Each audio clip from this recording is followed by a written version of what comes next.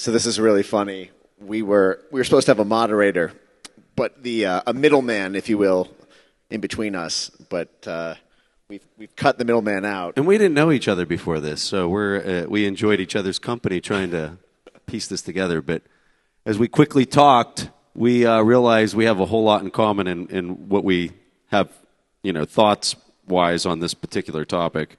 Do you want to lead off on your view of institutional capture and your grand thesis? Yeah, sure, Mike. All right. So at the crux, we're here, Bitcoin, money, right? The money is broke.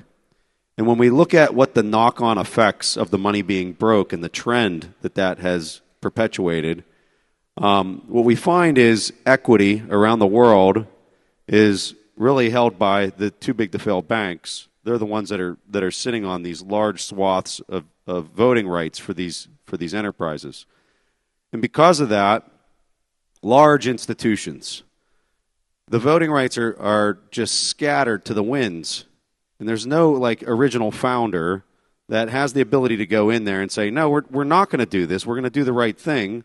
We're looking at the long-term viability of this company. But instead, what you have are all these board members that are there from, call it the BlackRocks of the world and the Fidelities of the world or the Morgan Stanleys, every massive bank that's out there.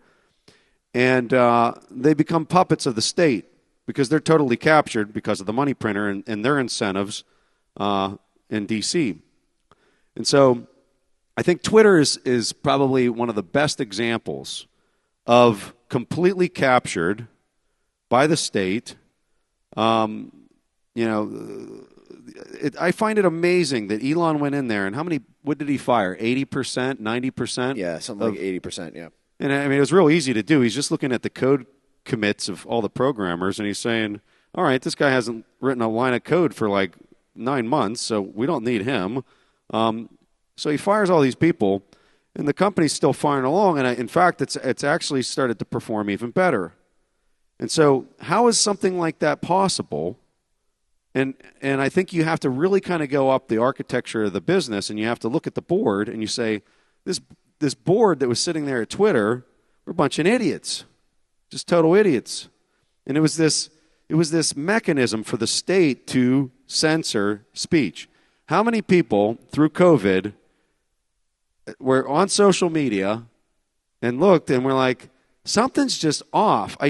When have I not been able to talk about my opinions on X, Y, or Z? Right? Raise a hand by people in here. I know I felt that way. I was like, how in the world is this getting censored?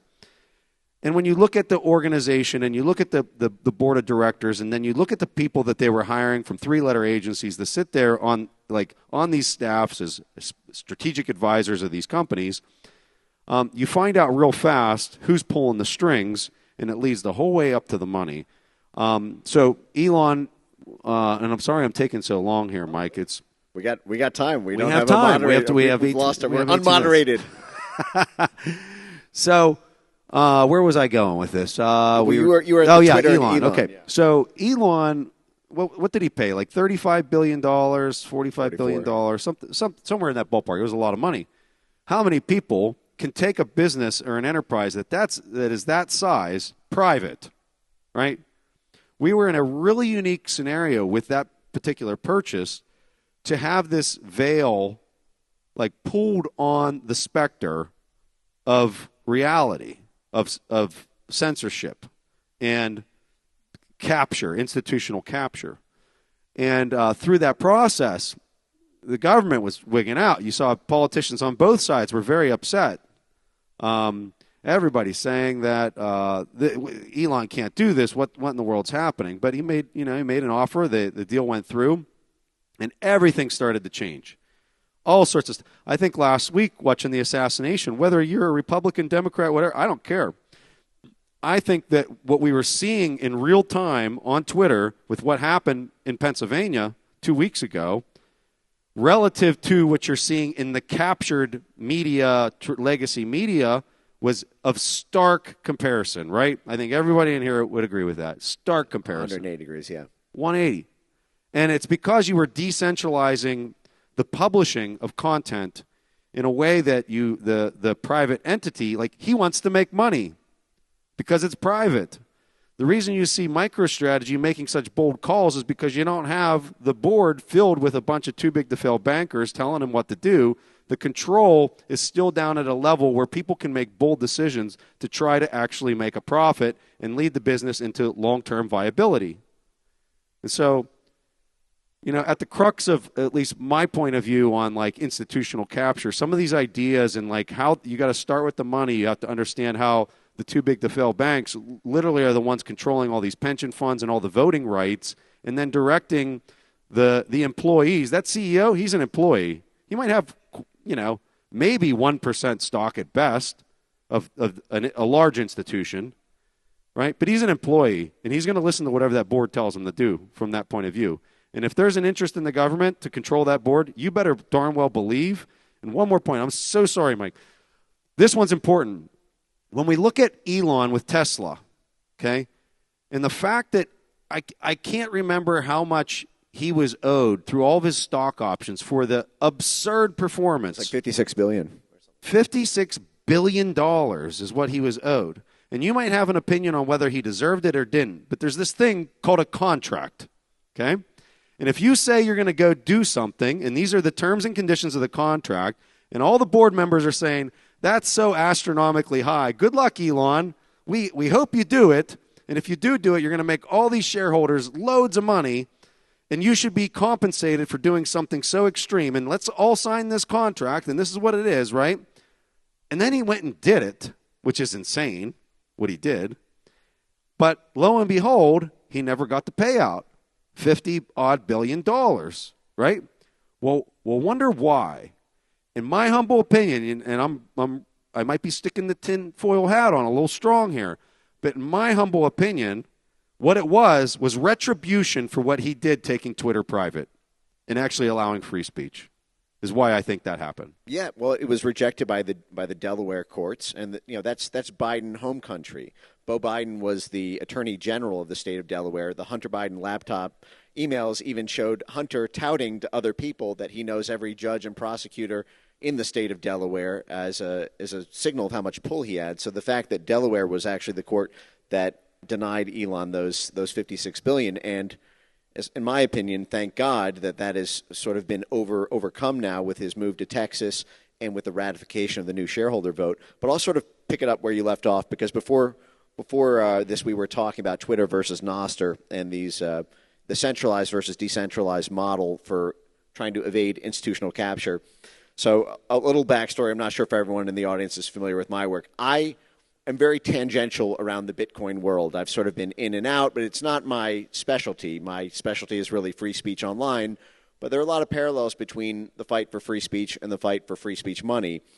And it sort of gets to this institutional capture issue in an interesting way, and it sort of culminates, I think, in what we're going to be getting into more on Twitter, which is free speech itself was not really something that the United States of America was all that gung-ho about until the Cold War. We had a First Amendment, but we had morality laws about what could be published. We had decency laws. We still, to this day, have restrictions on what can be said on the TV and the radio, or else your government license to broadcast gets pulled.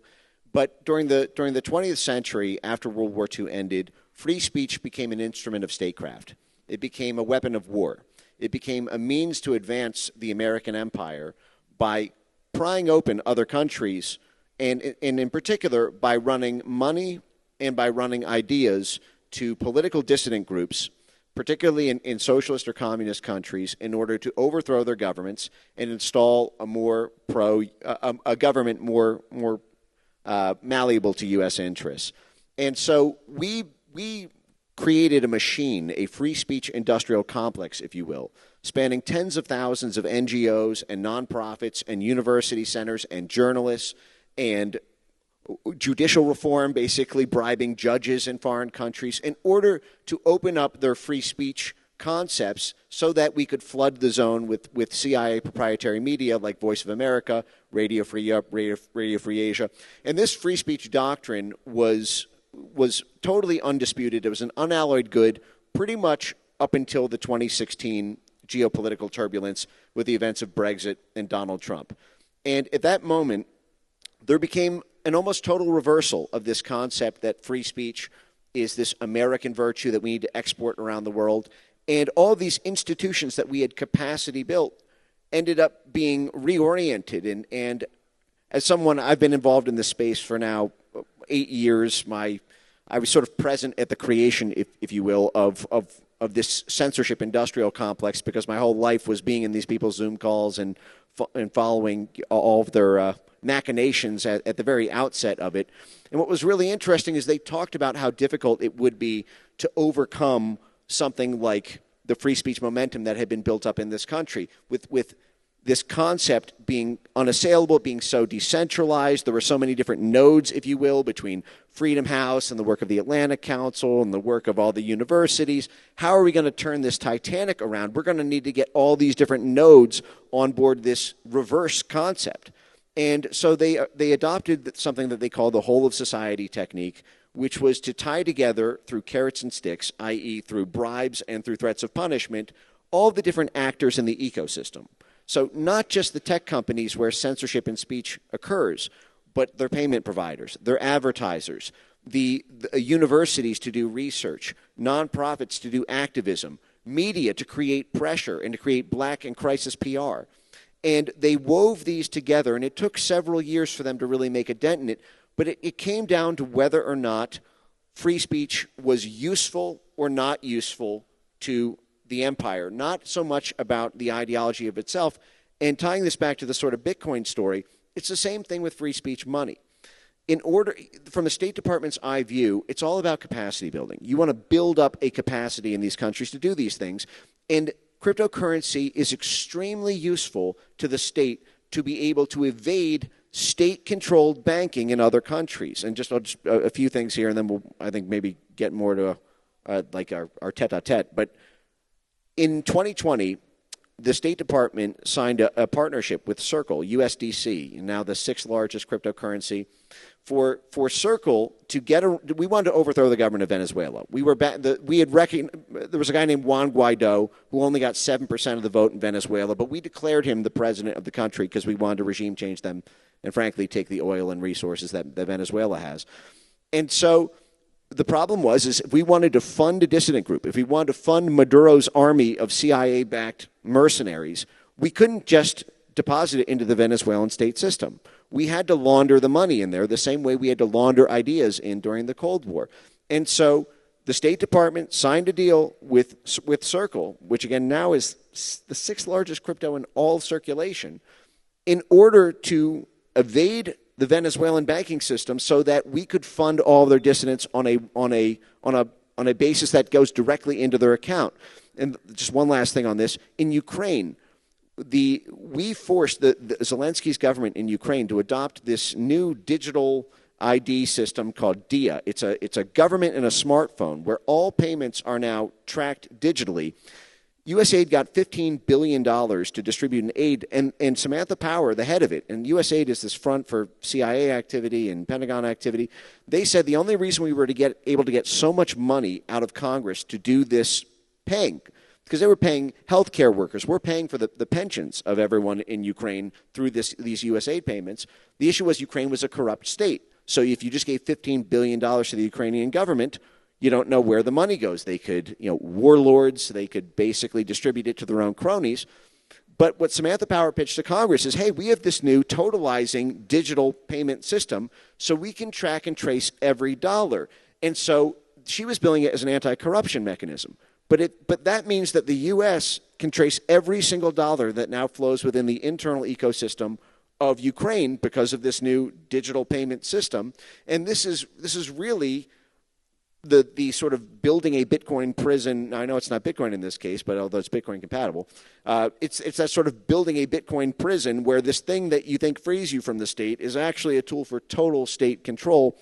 And I know we were just talking, previously about Nostr, this sort of Bitcoin-centric, Twitter competitor now, and which is now Jack Dorsey, and I know that Preston is involved in this. I want to just make one quick note before I turn it back over to you. And I'm sorry, I'm doing it right back to you. I did the same thing to you. But I'm reminded of another Twitter knockoff, and I'm not saying this is the case with Nostr. But if folks are familiar, in 2014, the Central Intelligence Agency got busted creating a Twitter knockoff. The exact same interface as Twitter, the exact same retweet button. They even named it after a bird, just like Twitter. It was called Zunzanillo. I don't know if anyone's familiar about this. We want to overthrow the government of Cuba. We've been trying to do this, dozens of assassination attempts, Bay of Pigs invasion, the whole 9 yards. We've been trying to overthrow the government of Cuba for as long as Cuba has, broke free in the 1950s. And I'm not pro-communist, by the way. I meant broke free of being a U.S. vassal state. But the point is so in 2014, the CIA came up with a really cute idea, which is we need to get all of these people in Cuba to take to the streets and to overthrow their government, but we're having a hard time organizing them. Well, the best way to organize people is through social media, just like the intelligence community and State Department did with the Arab Spring. So they created this Twitter knockoff called Zunzanillo, and they explicitly said in the charter documents, which ended up getting leaked, and then the whole thing had to shut down, which was that they were trying to get everyone in Cuba on an uncensorable Twitter alternative because it was being controlled by the United States, and so it wouldn't be able to be turned off by the Cuban government because Cuba had limited Twitter there, and that they were going to deliberately, over the course of time, they were going to first sell people on algorithms that involve sports and music and pop culture, but that slowly over time they would change the messaging to promote anti-government and to anti-government sentiment to get people to overthrow the regime. So you had the government creating a free speech Twitter knockoff because it's uncensorable in order to overthrow the other government, and you as a civilian not being privy to any of this until it leaks 5 years later are just basically a proxy. You're casualty of a proxy war, playing out 10,000 miles above your head. How does Nostr address this? Well, Nostr's very much like Bitcoin. How many people are familiar with Nostr out here in the audience? Okay. All right. So you guys pretty much know the deal. Instead of nodes kind of being this repository of every transaction that's ever happened, you're running relays. They're a little bulkier, and so not as many people can run them. I think that, I think we're figuring out ways to incentivize the use of relays to make there a financial incentive to run relays, especially for client providers to provide a better service. But what's fascinating is I can log in one client, right into my account. All of my speech is there from day one, and I can go over to another client. They're providing a little bit different stream and feed, and I can load my private key in there and see my entire feed once again because it's decentralized across all these different relays. So I see Nostr and Bitcoin as being very complementary.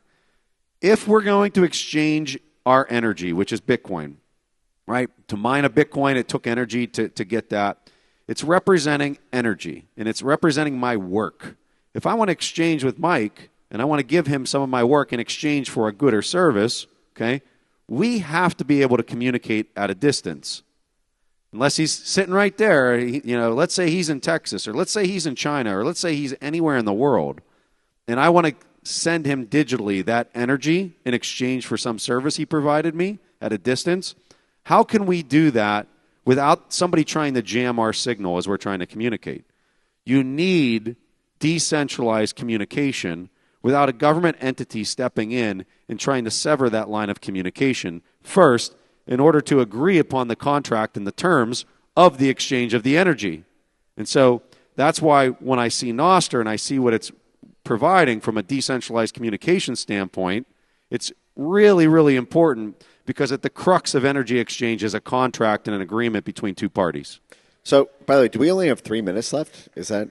We're just, time's flying when you're having fun. All right. Well, okay, so I have a sort of weird day job, which lends me to, I want to ask you a question about how Nostr would deal with a certain situation. Because when I hear the way that you lay it out, it seems to me that it would be particularly useful in two situations. One, we have a war right now with Russia and with several other sort of Eurasian aligned, Belarus. There's this whole sort of axis that we're trying to overthrow from the inside of their country, and the problem is we've lost a lot of our CIA network, and we lost Navalny, and they've got pretty good counterintelligence that's able to stop us from doing our standard regime change.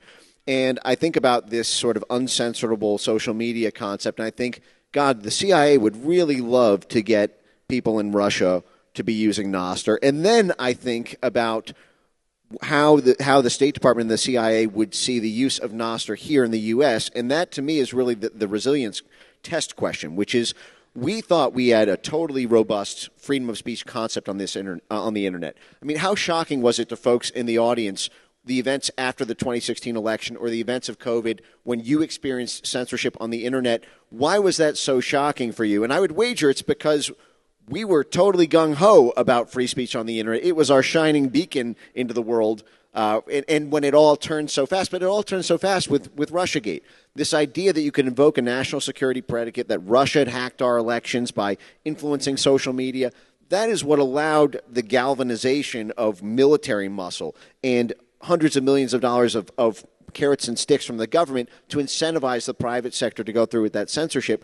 And so I would think that the real test of Nostr's resilience, in my view, is to sort of play the CIA both sides of the chessboard, if you will, which is how useful is it to them to do a Zunzaneo, but one that can't be shut down effectively, a new Zunzaneo, a crypto Zunzaneo, if you will, in Russia right now. And then conversely, how would you deal with the Department of Dirty Tricks capabilities of the United States government if, let's just say, there's an election in 2028, and it turns out that there's a network of Russian intelligence who Twitter tried to get rid of, and Facebook and YouTube, but there's hundreds of thousands of them on Nostr, and they are now co-opting hearts and minds. How do you deal with the Russiagating of Nostr?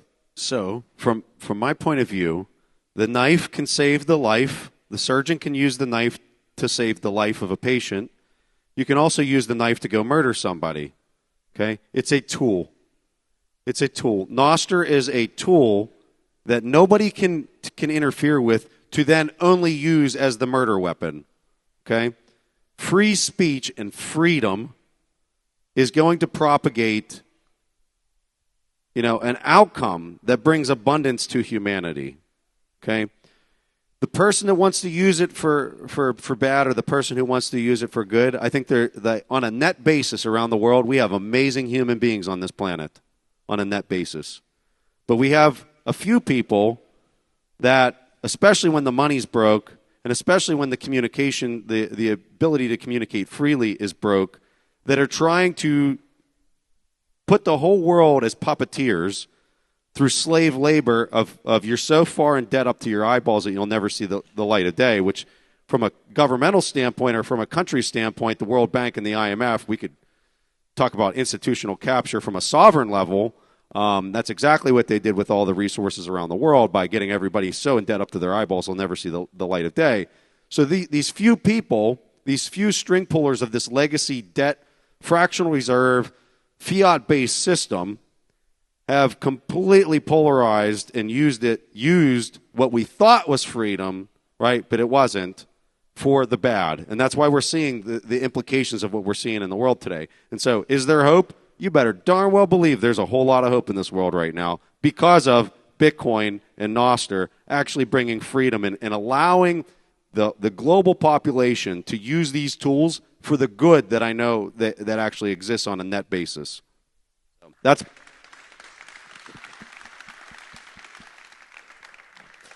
No, that's epic. One thing that I think is really interesting, since you mentioned the World Bank and the IMF, I see a lot of the end of the Fed, signs, obviously, around the conference. I'm new. This is my first Bitcoin conference, and I appreciate being invited. When they first invited me, I said, "Are you sure you want me to?" But there is an interesting aspect of this sort of proxy war playing out above our heads, with central banks, which is. And I've caught some criticism for this, but this just is something I can't unsee, which is you have Javier Milei in Argentina. Argentina is the largest debtor in the entire world to the IMF, the International Monetary Fund, which, if you've ever read Confessions of an Economic Hitman by John Perkins, looms large over a lot of American statecraft, and we have there's a direct line basically from the U.S. military to the World Bank that's quite interesting unto itself. But the IMF has been trying to get this $45 billion from Argentina for decades, and Argentina has evaded. Part of the terms of that IMF debt is that you can go in, and if you default on it, the IMF can go in and basically, from what you put up as collateral, they can basically privatize all your industry. They can take the lithium, they can take the oil, they can take the gas, they can take control of your country for defaulting on the debt. And so Argentina has had this central bank that Javier Milei campaigned on ending, and the central bank has printed money to avoid the IMF default. They postponed the default 9 times by simply inflating their way out of the currency. And I've made the argument, well, I think I agree with Milei on many things. There's an interesting aspect of the sort of free market privatization and the Fed in Argentina rallying cry, which is exactly what the global banks want. It's like you want to end the Federal Reserve in Argentina, but so do the global banks, because they want to take all of the assets that are owned by the Argentinian people and give it to the even bigger banks. So there is this aspect of the banking system, and I'm curious how much of it actually runs through the current Bitcoin ecosystem. And I know that BlackRock invested $400 million in miners, a couple of years ago, and they seem to be doubling down. There is this aspect where the civilian libertarian ideological war on Federal Reserve banks happens to coincide quite frequently with the global banking institutions like the World Bank and IMF similar desire to, end or restrict the national Federal Reserve banks when it results in their own profits. So I'm curious how much of the World Bank IMF story actually runs through the crypto market. I'm not actually familiar. So, I'll answer this, and then do you want to wrap after that? So I look at an organization like Tether. I look at any type of stablecoin issuer, and they're only going to get bigger, folks. They're only going to get bigger because guess what? When you run a fractional reserve system with a fiat currency, and it's all about the expansion of credit, right? There has to be more dollars. There has to be more euros, particularly the dollar that expands throughout the world. Okay, so how are they going to do that? Who becomes a buyer when the whole world is expecting inflation and none of the money's backed? Okay, and they've gone from 30-year duration and now they're just doing 3-month issuance because that's the only thing that'll sell, because everything else comes with a massive inflation risk that nobody wants to buy. Okay, who becomes the buyer of all this? Well, number 16 on the list is Tether, literally the company Tether. And they're netting about $3 to $4 billion a quarter. Okay? That's a whole lot of money that they're netting as a company. And guess what they're doing with their net? How are they sweeping their cash flows? Buying U.S. Treasuries. No, they're not. With their net, they're buying Bitcoin. But with whatever they're backing with their issuance, they're buying the shortest duration paper they can get with U.S. Treasuries. Okay? But the net, this is the important part, the net of their excess, their free cash flows, they're converting it all into Bitcoin. Okay? So if countries want to actually have a yield curve that is a real free and open market in the 20 or 30-year duration, they're going to have to start backing it with something desirable. And, and I say they're number 16, but the thing to really pay attention to is the trend of how fast they got to number 16 and the fact that they'll probably be number 10 next year and then maybe even higher after that. Okay? So when we're talking about capture, institutional capture, if you don't think that these organizations are already captured, they have to already be captured. So if the U.S. government doesn't like, let's say you have $1 billion of whatever stable coin, okay, and you don't like that, or you don't like that person, and you're the U.S. government, you can go in there and just say, yeah, those coins are no longer saleable, and we want them to be clawed back, and they're captured, right? So there's this relationship that's naturally going to occur, and a lot of people are going to look at this relationship and they're going to immediately say, that's bad, okay? And it is bad that they can go and do these things. But in the face of this salvation of money, which is Bitcoin, okay, which they can't actually control, the fact that they have to keep expanding this, because if they don't keep expanding it, they're not going to get the tax revenues and the GDP and all this, and the top line revenue of the IRS and all those things. It all falls apart. That's why they have to keep expanding it. Okay? Can I ask you what would happen? He's wanting us to wrap back there. But yeah, go ahead. Okay. Well, for my own education, What would happen to the price of Bitcoin if Tether and Circle just dropped away tomorrow? Well, somebody's going to have to step up into that buying role for the U.S. government. So they're supporting the price of Bitcoin. They're supporting the sanity and the stability of the entire global economy by expanding the number of dollars that have to go into the system. And it's all coming down to liquidity. You can all see this in the M2 chart. Like, they've tried to tighten for the last 2 years. They can't do it. They're on the bottom rail of a trend that's been lasting for 30 years from a liquidity standpoint. They have to print within the next 12 months, just based off of the math. God, I have so much to say on this, but if we're being rug pulled, I guess it is. We're getting the circle. But in short, and I think that's the concern, and maybe that's the fear that people want to bring about. But at the end of the day, like, people are looking at the equity markets right now, and you hear like all these doomsayers are like, "Oh, we're going to have this 1929 crash." You know why we're not going to have a 1929 crash in the coming year? Is because you know what happens to the top line of the tax revenues if that happens? They fall off a cliff. Okay, and we're already having talking heads from Wall Street and everywhere else talking about a debt spiral. So, do you really think they're going to let these markets collapse and let the top line of the IRS like just fall through the floor? No way in hell that's going to happen. They're going to let them rip. They have to let them rip. And if they don't, it's actually speaking to their own stupidity of understanding how this system actually works. It's this debt-based, fractional reserve, fiat-based system and how it actually works. So, good luck. I know where I'm putting my money. I know where I'm just not concerned about it because I know where they have to go next from like just a math standpoint. Well, I'm so glad you brought up the Tether situation because, I mentioned I was a little surprised when I was asked to speak here because I just published a video called Bullish on Bullshit, which was a reason to invest in Bitcoin because there was a scam at the heart of it called Tether, which was supporting its liquidity and which was pumping up the Bitcoin price through the process that you just described. So, Mike, they're not pumping the price of Bitcoin. They're pumping the price of the amount of liquidity that fiat needs to prevent the impairment of really bad just policies and zombie companies that need another breath of the fiat air, right, or the fiat liquidity. What would happen to the price of Bitcoin if Tether died tomorrow?